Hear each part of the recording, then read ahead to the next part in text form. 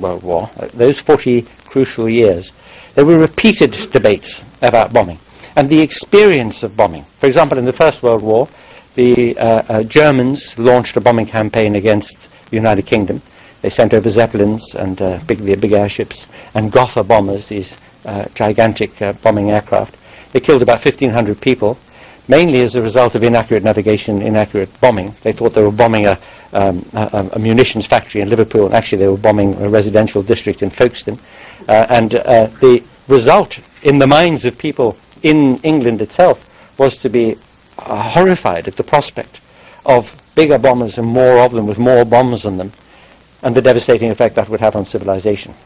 Indeed, so great was the fear, at least on the part of civilian minds, that in the peace conferences in Geneva during the 1920s and early 1930s, not only was an endeavour made to ban bombing, to outlaw bombing in war, but indeed it was at one point mooted that flight, that aeroplanes should be banned, on the grounds that if there was one, somebody would throw a bomb out of it. Well, that didn't persuade anybody, largely because the militaries at the time had already grasped the potential of bombing. After all, the British had been using it very effectively in Iraq all during the 1920s to police the recalcitrant tribesmen there, and the person who was in command of that bombing endeavour in Iraq was a man called Arthur Harris. And Arthur Harris was of that school of thought, initiated by Douhet and others, that bombing was an extremely potent weapon which could bring a war to an end very swiftly, because it would terrorize the civilian population into persuading its own government to give up the struggle. There were quite different thoughts about bombing and what bombing was for and should be for here in the United States of America. Prior to the Second World War, the United States Army Air Force had drew up plans for how it would conduct a bombing campaign if it got involved in a struggle in Europe. And they decided that with a smaller force and smaller bombers, targeting their endeavours at genuine bottlenecks in transport, in the production of military equipment and aircraft, and very, very crucially, oil supplies, that they would be able to strangle the enemy war effort. And as it turned out, and as the bombing surveys found at the end of the Second World War, that was exactly right. One of the great contributions to winning the war in Europe was made by the United States Army Air Force, the mighty 8th based in England and the 15th based in Italy, most of whose endeavours were aimed at these bottleneck targets. And for proof, if one needed it, one has only to think of the day on which the Soviet army crossed the Vistula River heading westwards towards Berlin. They were met by no fewer than 12,000 panzers waiting on the Baranov bridgehead.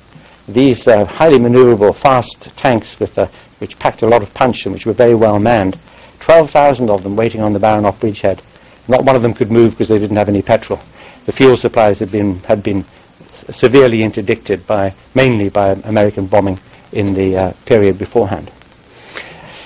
Now, when the war seemed imminent, when people realized that it was about to break over the heads of people in Europe, and this was from the mid-1930s onwards, the anxiety about the effect of bombing was so great that all the major governments of Europe put into place plans for how they would deal with it.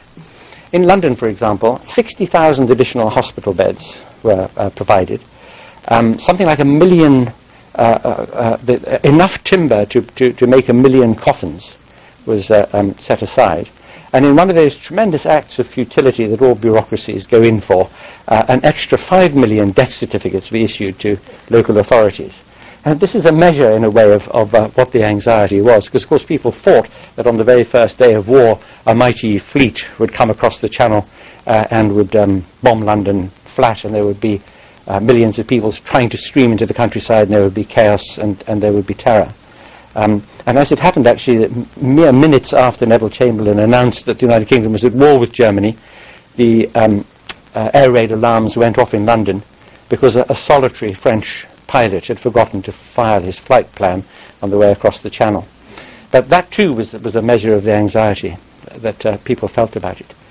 And against the background of that anxiety, Neville Chamberlain twice in the House of Commons, once before the war began and once in the so-called phony war period between the actual outbreak of war and the 10th of May when the Germans attacked in the West, had twice said in the House of Commons, His Majesty's government will never bomb civilians during the course of this war.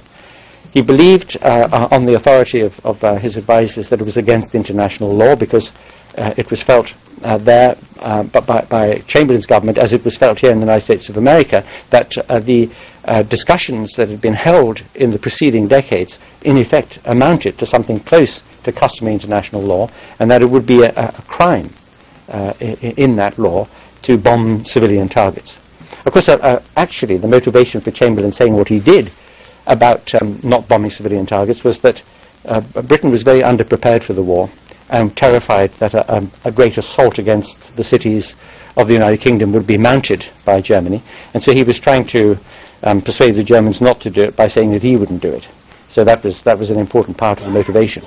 But it was sincere enough for Bomber Command to be under very strict instructions that its aircraft should not cross the coast of continental Europe in case a bomb fell out of an airplane and onto a civilian.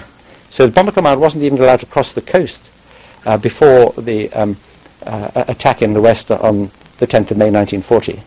And after that attack, and right the way up until February 1942, and despite the Blitz, which about which the certain things would be said, because in fact it wasn't itself a genuine area bombing campaign. It was an attempt to paralyse the financial and administrative districts of London and to paralyse the industrial cities like Coventry and dock cities like Plymouth and so on.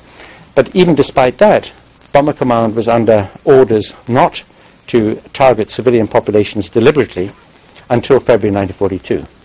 But increasingly, in the early years of the war, there was more and more acceptance of what we now call collateral damage. The fact that if you're attacking a military facility or a factory in a city, your bombs are going to fall on the people who live nearby, and the anxiety about doing that early in the war dissipated, as the morning mist does, with the sun coming up, so that by the time the infamous directive of 14th February 1942 was sent to Bomber Command saying, your primary target from now on will be the morale of the enemy population, by that time attitudes had changed.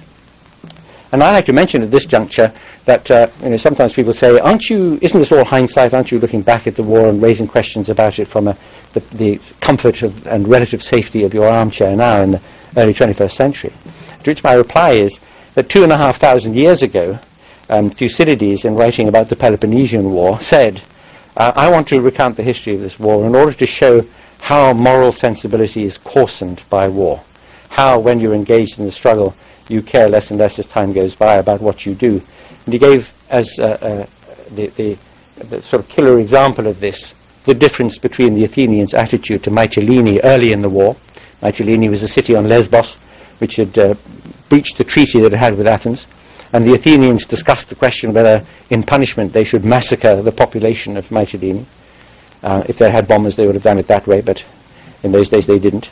They decided against it. They decided not to massacre the population, mainly for prudential reasons, but the fact that they had the debate at all had behind it a moral impulse.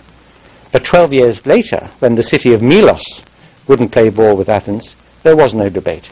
The population was massacred. And Thucydides wanted people to be alert to this fact, to the coarsening effect of war. And it's a lesson that applies not just to the Second World War and to the bomber's story in that war, but to us at all points in our history, including now.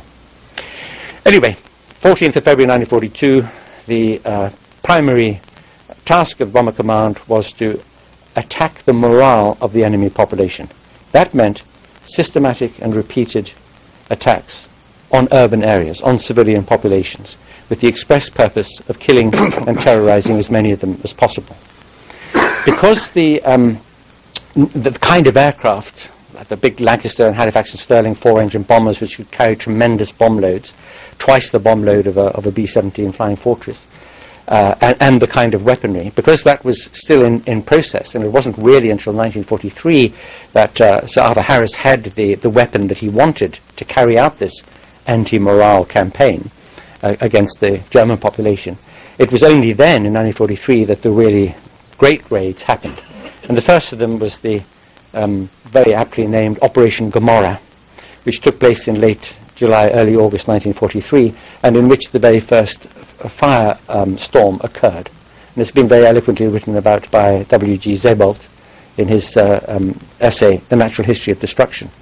And there he points out how many people of the about 40,000 people who were killed in that one night were asphyxiated in their cellars and in their air raid shelters. How many of them caught